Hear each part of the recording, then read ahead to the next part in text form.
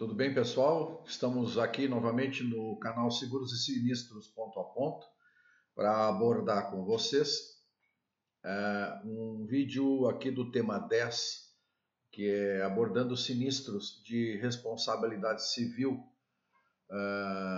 Levantar para vocês alguns detalhes que são importantes nessas coberturas de responsabilidade civil e nos eventos, né? E esse caso aqui eu trouxe um estudo de caso. É um evento que aconteceu, fui eu que atendi como perito esse sinistro. Aconteceu aqui no interior do estado do Rio Grande do Sul, mas antes da gente dar início aqui aos detalhes, não se esqueçam de dar o seu like se gostarem, fazerem seus comentários e fazerem o credenciamento aí junto ao canal, né? Para que a gente possa dar continuidade aí e com as inscrições a gente sempre tem um estímulo maior aí para continuar andando com o assunto, tá? Então, olhando para essas duas imagens, tá? O evento aconteceu envolvendo botijões de gás, os conhecidos como P13, né? Isso foi fora da residência, exatamente aí onde está nesse pátio. Era um senhor, um idoso, que tinha o hábito de cozinhar usando este fogareiro que vocês veem aí, né? Um fogareiro pequeno. Deixa eu até mostrar aqui usar uma canetinha. Aqui, ó. Esse é o fogareiro, né?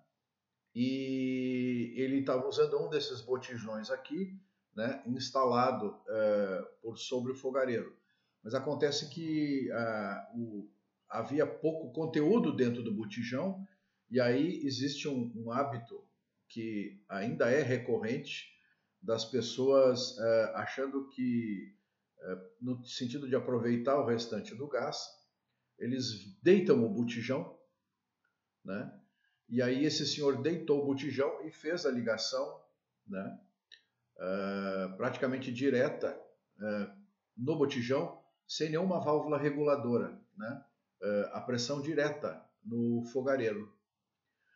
E o que aconteceu? O botijão deitado, né? O líquido se aproximou da saída da válvula, né? E como não tinha válvula reguladora de vazão, de pressão, né? Começou a sair um produto na forma líquida. E isso causou uma evolução de uma chama muito grande. Vocês podem ver aqui o enegrecimento do botijão, né? E o que aconteceu? Em função disso, a temperatura aqui, que deveria de ser baixa, se aqueceu demais em função do gás que estava sendo liberado de forma líquida, e ao contato com o ambiente, então, ele se inflamava de maneira muito rápida. Esta pequena pecinha aqui, ó, que é conhecida como plug fusível, tá? De fato é um fusível que ele fica aqui como segurança para evitar explosão do botijão, porque o botijão explodindo, essa residência onde estava aqui não existiria mais, né? Então o que acontece? Esse plug vaza o produto, né? De maneira, vamos chamar assim, ordenada e numa quantidade controlável, onde a pessoa pode, primeiro, evitar a explosão, né? E se tiver algum conhecimento, né, ela pode remover o botijão do lugar pelas alças, né, e levar ele para a rua, ou simplesmente controlar um incêndio, que é muito melhor do que uma explosão que não se controla, né? E aconteceu exatamente isso. O plug aqui, normalmente em torno de 80 graus, um pouco mais, ele funde, ele tem um material aqui fusível ele funde a baixa temperatura, dispersou mais ainda o gás, né? E esse senhor, tentando provavelmente alguma manobra aí para resolver o problema, acabou sendo atingido por essas chamas e veio a óbito, tá? E faleceu. E o que aconteceu? Os familiares, evidentemente, que chamaram a responsabilidade à fornecedora de gás, que aqui não importa o nome de quem era fornecedor, porque nós estamos dando aqui um exemplo de vários equívocos que se comete, né? O primeiro é ter um fogareiro desse não tendo válvula reguladora de pressão, primeiro equívoco. Segundo, deitar o botijão, outro equívoco, né? E o terceiro, evidentemente, que aí o líquido vaza e acaba incendiando a estrutura do botijão, o plug fusível rompe e temos aí um acidente de proporções maiores, evidentemente que bem menor que uma explosão, né? Mas ainda assim é grave. Deixa eu só mostrar para vocês a outra página, para vocês darem uma olhada no restante. Aqui está, o outro botijão também que estava muito próximo acabou pegando calor, né? E também rompeu o fluido fusível, tá? As chamas, o botijão ficou deitado nessa direção aqui. Por muito pouco não colocou fogo na residência, que era construída em madeira, tá? Por muito pouco a residência também não se incendiou. Mas, lamentavelmente, o senhor veio a falecer, tá? E aí, então, a responsabilidade foi imputada à empresa de gás. E o que acontece aqui, né? Para que vocês tenham uma ideia. Existem situações de responsabilidade, né, de eventos que podem evitar essa responsabilidade direta. Aqui, no exemplo, é a fornecedora de gás, né, a distribuidora do gás, né? Que estão lá no Código Civil, que a gente chama de excludentes de responsabilidade. Tá?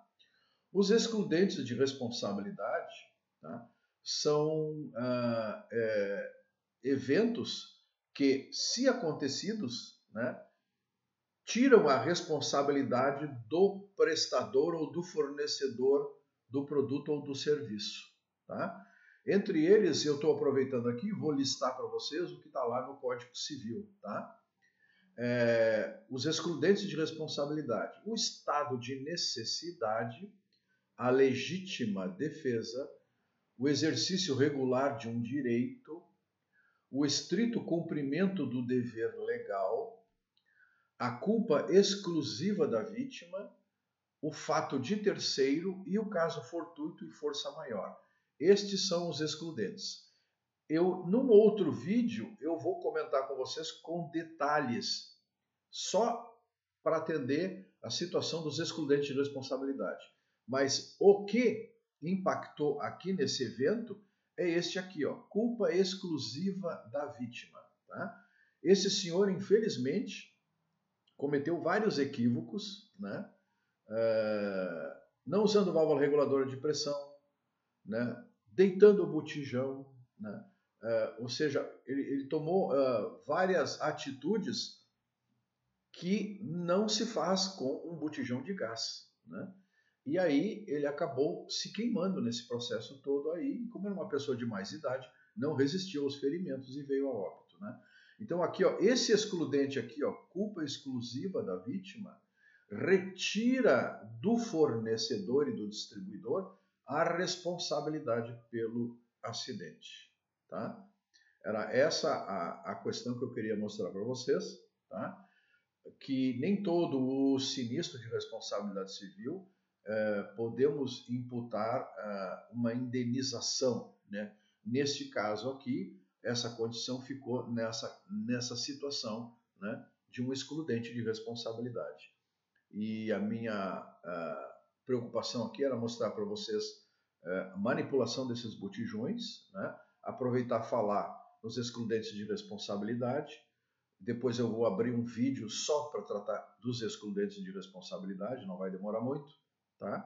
Mas, por enquanto, espero que esse conteúdo tenha sido interessante para vocês, porque é recorrente, eu como perito atendi várias situações envolvendo botijões de gás de 13 quilos, tá? E também dos de 45 quilos e os de 90 quilos, tá?